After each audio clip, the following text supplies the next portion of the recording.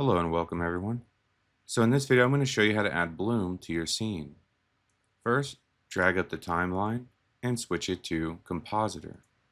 Next, click on new and then go to Shift A, filter, glare and drop that on your main connection there.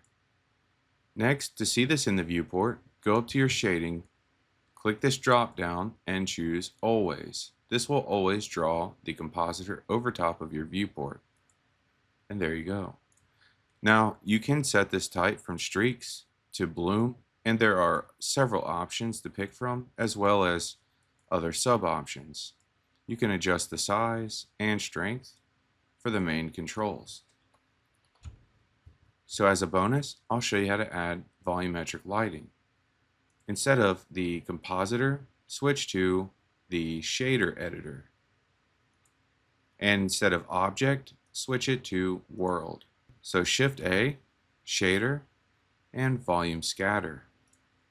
And plug that into the volume. Now the density is set to 1. We would need to lower this to see it in this setting, 0.01. And now you have volume scatter.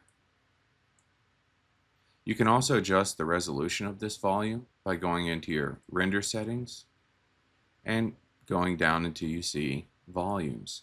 You can set the resolution to 1:1 for the highest resolution. You can also adjust the steps and max depth. I'll just move this over to the side a little bit.